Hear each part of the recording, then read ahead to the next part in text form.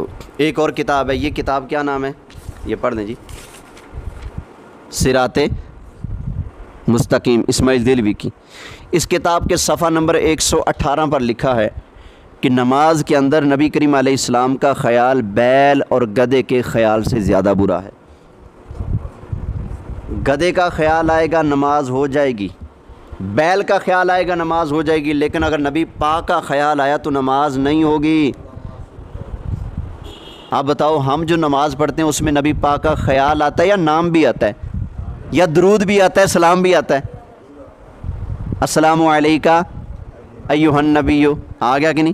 اشہد ان محمدن کس کا نام آ گیا؟ اللہم صلی علی، ابھی ہم نے مصلی پڑھا ہے رمضان شریف میں، آپ نے سنا ہے، تو اس میں کیا تھا؟ ہم پڑھا نہیں تھا وما ارسلناک الا، یہ کس کا نام ہے؟ ما کان محمد، امام پڑھتا نہیں ہے؟ میں تو اکثر یہ آیت پڑھتا ہوں ما کان محمد، تم کہتے ہو خیال آ جائے تو گدھے سے برا، خیال آ جائے تو نماز نہیں ہوتی۔ میں تو نماز کے اندر مصطفیٰ کا نام لیتا ہوں، قرآن کی آیتیں پڑھ پڑھ کے، درود بھی پڑھتا ہوں، سلام بھی پڑھتا ہوں۔ اگر میری نماز نہیں تو پھر تمہاری بھی نہیں، کیونکہ یہ تو تم بھی کرتے ہو، لہذا مان لو نا یہ تم نے غلط کیا، غلط کیا۔ پھر آگے کہتا ہے اگر بندہ نماز پڑھ رہا ہے اور حضور کا خیال آ گیا ہے تو کیا کرے؟ کہتا ہے نماز چھوڑ دے، کمرے میں جا کر بیٹھ جائے، اپنے ذہن سے نبی پاک کا خیال نکالے۔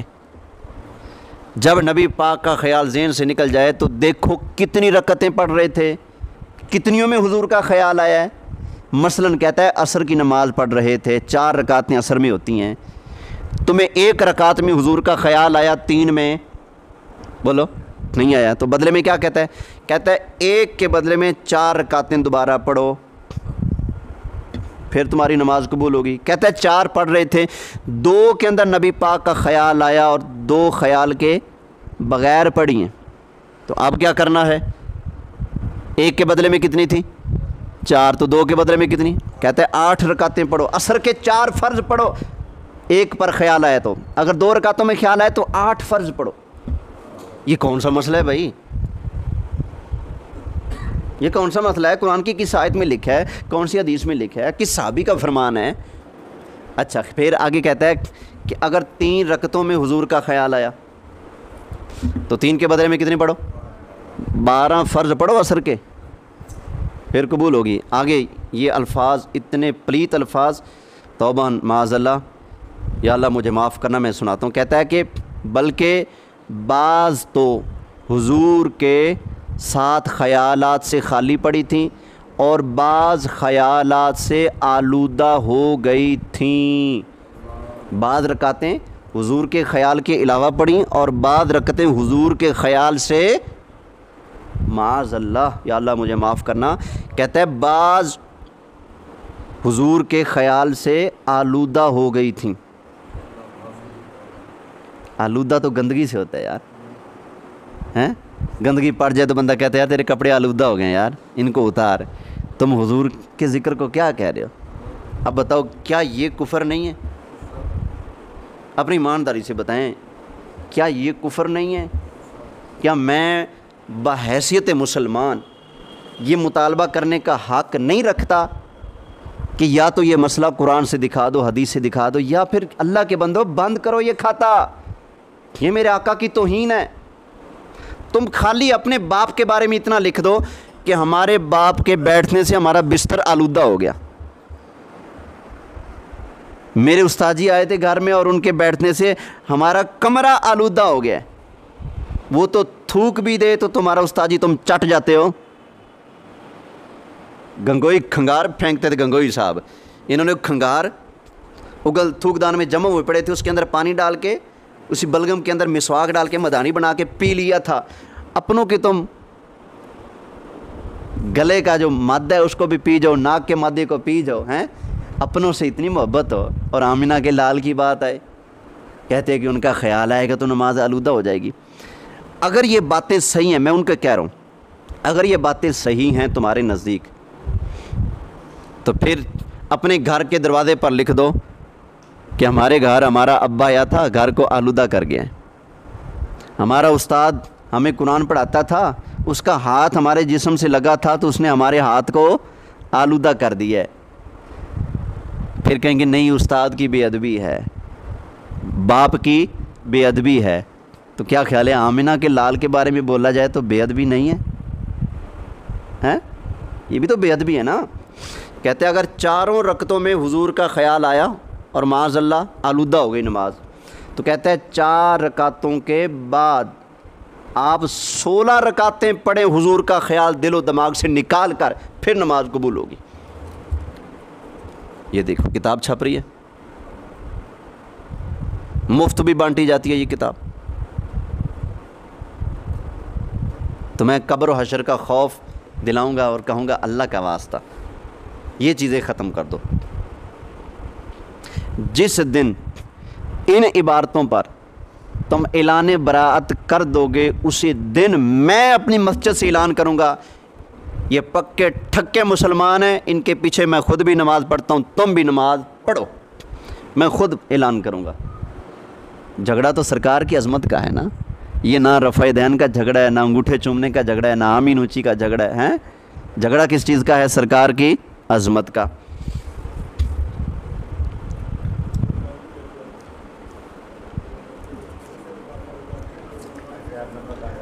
ہاں بھی جانا لے یا 1-2 باتیں اور کر دوں؟ چلو بہرحال یہ تقویۃ الایمان ہے. اس میں لکھا ہے نبی پاک کا ادب بڑے بھائی جتنا کرنا ہے. یہ صفحہ نمبر 56 یہ لکھا ہے. اس میں لکھا ہے صفحہ نمبر 57 پر کہ نبی پاک معاذ اللہ مر کر مٹی میں مل گئے. ٹھیک ہے نا. اس کے صفحہ نمبر 55 پر لکھا ہے رسول کے چاہنے سے کچھ نہیں ہوتا. اس کے صفحہ نمبر 55 پر تھوڑا سا نیچے کر کے لکھا ہے غیب کی بات اللہ ہی جانتا ہے, رسول کو کیا خبر, رسول کو کیا خبر. اس کے صفحہ نمبر 53 پر لکھا ہے سب انبیاء, کتنے انبیاء؟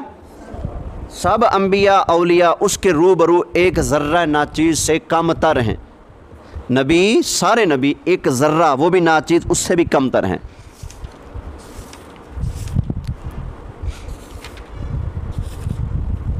جس کا نام محمد یا علی ہے وہ کسی چیز کا مختار نہیں. یہ صفحہ نمبر 43 ہے. تو یہ چیزیں ہیں اصل جھگڑے کی بنیاد. جب تک ان چیزوں کو چھوڑ نہیں دیا جاتا تب تک ایسے لوگوں کے پیچھے ہماری نماز نہیں ہو سکتی. امام بے وضو نماز پڑھائے نماز ہوتی ہے؟ ایک جسم کا وضو ہے, ایک ایمان کا وضو ہے. ایمان کا وضو ہوتا ہے سرکار کے ادب سے. سرکار کا ادب نہ ہو, حضور کی توہین اور بے ادبی کرتا ہو, اس کے پیچھے نماز ہوگی؟ نہیں ہوگی. یہ رول ہے. لہذا میں گزارش کروں گا ان کتابوں کو چھاپنے والوں سے, ریکویسٹ کروں گا ادب کے ساتھ ہاتھ جوڑ کر, میں تمہیں اللہ کا خوف یاد دلا کر میں تمہیں کہتا ہوں کہ ان چیزوں کو چھوڑ دو تاکہ امت ایک ہو سکے. دیکھو اگر میں نے پہلے بھی کہا تھا تم لوگوں کا ہمارے اوپر الزام یہی ہے نا کہ تم جلوس نکالتے ہو, اور یار ہم چھوڑ دیں گے جلوس, آؤ ہمارے کسی بابے کی غلطی ہے تو ہم بتاؤ, ہم چھوڑ دیں گے, لیکن تم بھی تو چھوڑو نا. ہمارے کسی بابے نے ایسا لکھا تو بتاؤ. وہ ایک مولوی صاحب یہاں آئے تھے اس وقت, کیونکہ ہمارا مناظرہ ہماری عبارتوں پر طے نہیں تھا, اور مناظرہ ہوتا ہے کتابوں کے ساتھ. میری کتابیں ساری کارٹنوں میں پڑی ہوئی تھیں, انتظام نہیں تھا, رکھنے کی جگہ نہیں تھی. اس وقت مناظرہ یک دم بغیر اطلاع کے تو شروع نہیں ہو سکتا نا. یک دم وہ چوروں کی طرح رات کے اندھیرے میں آئے تھے. تو انہوں نے شرارت کے طور پر کہا تھا کہ یہ تمہاری فلاں کتاب کے اندر لکھا ہے. تو میں نے اسی ممبر سے اعلان کیا تھا 1,00,000 روپے انعام دوں گا, وہ لفظ اس کتاب سے دکھا دو. اچھا سن تو لو, میں نے کہا تھا دکھا دو اس کتاب سے 1,00,000 روپے انعام دوں گا. ان کی فیس بک پہ کو اوپر وہ میرے ایک دوست نے پھر وہ کلپ میری تقریر کا کاٹ کے ڈالا اور کہا کہ عبداللہ صاحب, صدام صاحب نے کہا 1,00,000 روپیہ انعام دوں گا. وہ جو تو لفظ بول گیا یہاں آ کر کے تمہاری کتاب میں لکھا ہے, تم نے جھوٹ بولا ہے, دکھاؤ کتاب میں سے. تو مولوی صاحب جواب دینے کے بجائے وہیں پر لکھتے ہیں, کہتے ہیں 1,00,000 روپے سے اپنے دماغ کا علاج کراؤ. مجھے ان میں سے کوئی کہے کہ جو تم نے کہا کتاب سے دکھاؤ, میں کہوں گا 1,00,000 روپیہ بھی رکھو, اے لو یہ لکھا کھڑا ہے, سمجھ آ گئی نا؟ ایسے دکھاؤں گا. تو میں پھر کہہ رہا ہوں آج پھر جو لفظ مولوی عبداللہ عابد وڑائچ صاحب نے یہاں بیٹھ کر بولے تھے کہ میاں بیوی اکٹھے ہوتے ہیں تو نبی پاک ان کی شرمگاہ کو دیکھتے ہیں، عورت کی شرمگاہ کا اس نے الگ نام لیا، مرد کی شرمگاہ کا الگ نام لیا، دونوں چیزوں پارٹ کے نام لیے کہ حضور ان کو دیکھتے ہیں۔ تو میں کہتا ہوں 1,00,000 روپیہ دوں گا اس کتاب سے دکھا دو، 1,00,000 روپے، آج کل میرے کو پیسے آئے نا، تازی خدمت ہوئی، 1,00,000 روپے دوں گا، یہ مجھے دکھا دو۔ اور پھر اگلی بات، میں خود فتویٰ لکھ کے دوں گا جس مولوی صاحب نے یہ لکھ کر گستاخی کی ہے وہ کافر ہے۔ کیا تمہارے اندر یہ جگرا ہے کہ تم ہمیں کہو کہ ہماری کتابوں سے دکھاؤ؟ ہم بھی سرکار کے دیوانے ہیں، کسی مولوی کے دیوانے نہیں۔ مولوی نے لکھا ہوگا تو ہم تعلق توڑ دیں گے، تم تو لٹک جاؤ گے، نہیں ٹھیک لکھا ہے، سمجھ آ گئی نا؟ ایک کتاب مناظروں کے اندر ہمارے خلاف پیش کی جاتی ہے، تذکرہ غوثیہ۔ وہ ایک بندہ تھا ہندوستان کا، اس نے کتاب لکھی اور واقعی اس نے بڑی غلط باتیں اس کے اندر لکھی ہیں۔ ہمارے امام اہل سنت مولانا شاہ احمد رضا خان بریلوی لکھتے ہیں کہ جس کے پاس وہ کتاب ہو تذکرہ غوثیہ، اس کتاب کو جلا دے، کیونکہ اس کتاب کو صحیح ماننے والا مسلمان نہیں رہتا، کافر بن جائے گا، اتنا گند اس کتاب کے اندر موجود ہے۔ ہمارے بزرگ تو یہ کرتے ہیں، تو تم بھی یار امت کو ایک کرنے کے لیے یہ کر لو نا۔ تمہیں حضور کی عزت سے زیادہ پیارے ہیں تمہارے مولوی، تمہارے لوگ؟ یہ باتیں میری جائز ہیں کہ نہیں؟ یہ مطالبہ جائز ہے کہ نہیں؟ بولیے۔ یہ جو چیزیں میں ادھر سے دکھا رہا ہوں، اگر تم کبھی ہماری کتابوں سے دکھاؤ گے تو میں فتویٰ لگاؤں گا، جس فتوے کا تم سے مطالبہ کر رہا ہوں میں یہی فتویٰ میں لگا کے دوں۔ اللہ کے بندو، ہمارے آقا تو ہماری جان ہیں، وہ تو باعث تخلیق کائنات ہے، ان کے پیار میں اللہ نے کائنات بنائی ہے۔ سرکار کی مدد کے لیے جب اللہ نے جنگ بدر میں فرشتے بھیجے نا، جنگ بدر فتح ہو گئی اور حضرت نبی کریم علیہ السلام فتح کی خوشی میں نماز پڑھنے لگے، تو جبریل علیہ السلام نے سوچا کہ کام پورا ہو گیا، ہم واپس جاتے ہیں۔ جبریل گئے فرشتوں کو لے کر آسمانوں کی طرف، اللہ نے آسمانوں کے سارے دروازے بند کر دیے جبریل کے لیے۔ جبریل دروازہ کھٹکھٹاتا ہے، دروازہ کھولو، دروازہ نہیں کھلتا، آگے سے جواب آتا ہے رب کی طرف سے، میرے محبوب سے پوچھ کے آئے ہو؟ میں نے تو بھیجا تھا تمہیں ان کی مدد کے لیے، تم بغیر پوچھے آ گئے ہو۔ جب تک میرا محبوب اجازت نہیں دے گا جبریل تیرے لیے آسمان کا دروازہ نہیں کھل سکتا۔ جبریل واپس گئے، ابھی سرکار نماز ہی پڑھ رہے ہیں، جبریل جا کے سامنے کھڑے ہو گئے، تو سرکار کو اللہ نے پھر علم بھی تو بڑھا دیا نا، سرکار نے نماز کے اندر جبریل کو دیکھا، مسکرا پڑے، اور سرکار نے اپنی مسکراہٹ سے بتایا جبریل دیکھ لیا ہمارے کتنے پروٹوکول ہیں، دیکھ لیا ہماری کتنی ٹور ہے اللہ کی بارگاہ میں، اللہ نے کتنا درجہ مرتبہ ہمیں عطا فرمایا۔ تمہیں اللہ نے ہماری مدد کے لیے بھیجا ہے، جب تک ہم چھٹی نہ دیں جبریل تو واپس جا سکتا نہیں ہے۔ وہ اتنی ٹور ہے یار ہمارے نبی کی، سمجھ آئی نا؟ حضرت موسیٰ کو اللہ نے تورات دی، تورات جا کر پڑھنا شروع کی، یا اللہ اس تورات کے اندر اس امت کا تذکرہ لکھا ہے، ان کی ہر دعا قبول ہوگی، مجھے دے دے۔ فرمایا نہیں، میرے یار کی امت ہے، یا اللہ یہ اٹھتے بیٹھتے ذکر کریں گے، یہ امت مجھے دے دے، میرے یار کی امت ہے، یہ تھوڑا عمل کریں گے ثواب زیادہ ملے گا، مجھے یہ امت دے دے، نہ میرے یار کی امت ہے، یا اللہ یہ مجھے دے دے۔ ساری امت کی شانیں پڑھتے گئے، یہی کہتے گئے یا اللہ مجھے دے دے، مجھے دے دے۔ اللہ نے فرمایا نہیں موسیٰ، یہ میرے یار کی امت ہے، میرے محبوب کی امت ہے، میرے محبوب کی امت ہے۔ آخر میں موسیٰ علیہ السلام کہتے ہیں یا اللہ اگر یہ امت مجھے نہیں دینی تو تیری بارگاہ میں عرض کرتا ہوں مجھے پھر اس امت کے اندر شامل کر دے، اس نبی کا امتی مجھے بنا دے۔